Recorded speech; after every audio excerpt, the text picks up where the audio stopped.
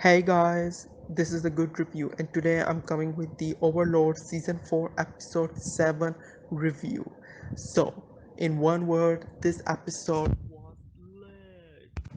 The most amazing prospect of this episode, in my view, was Ainz using the grasp heart technique.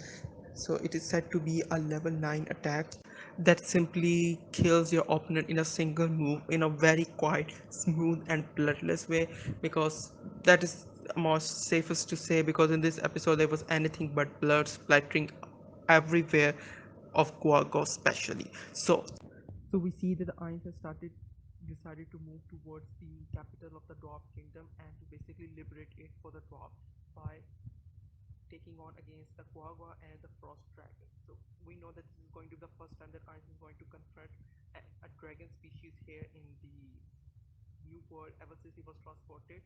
So we see that basically the Frost Dragons have taken over the capital of the Dwarf Kingdom, and they kind of have a symbiotic relationship with the Quagga. So we see that the Frost Dragon has three wives and a couple of children. So he sends one of his sons to confront the enemy.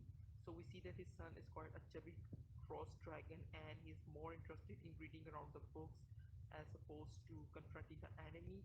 So he basically just leans on to the fact that the opponent will just be scared of since seeing a dragon, but he gets easily destroyed. So this chubby Frost Dragon gets his ass destroyed in mere second as soon as he confronts Ainz. So Ainz is about to use his grasp hard, and we see immediately this dragon prostrating himself in front of Ainz and begging for his mercy. Seeing this chubby Frost Dragon attitude, Ainz decides to keep him as a pet for Aura and hence proceeds forward to meet the actual Frost Dragon Lord. So we see the chubby Frost Dragon is takes Ainz on his own back to the main chambers where the rest of the Frost Dragons are residing and tells them all that the Sorceress Kingdom Eyes on Gaul is here to conquer them all. Seeing this, the actual Frost Dragon really enrages and decides to kill Ainz. But before he could move even a little finger or a little of his dragon scale, Ainz immediately proceeds to use the grasp heart and kills the Frost Dragon. The next thing we know, Ainz has basically dominated the Frost Dragons just like that, because the Frost Dragon Lord died just as fast as he was about to curse Ainz. Well, since this took quite a less time for Ainz to dominate, we see that Aura and Shaltier have decided to take care of the Quaqua.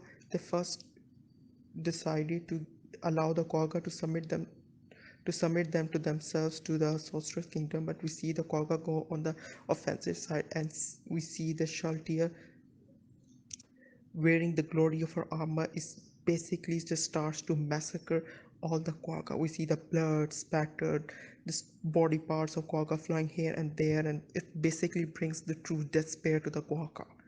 So the Quagga decides to sacrifice all of its members of its clan until 4,000 male, 4,000 female, and 2,000 children are remaining, which was the initial conditions stated by Shaltier for the Quagga to submit to the Sorcerer's Kingdom.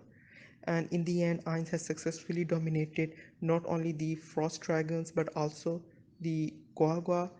Ainz also gets to kill another Frost Dragon because he was just interested in keeping dragon corpses for himself, because he's a necromancer, like true in the truest sense, and he just wanted another corpse of the dragon.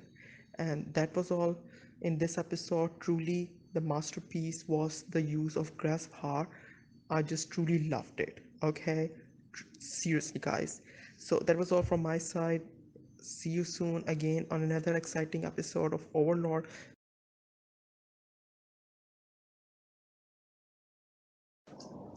And guys, if you really like this video, like even for a second, please do like and subscribe.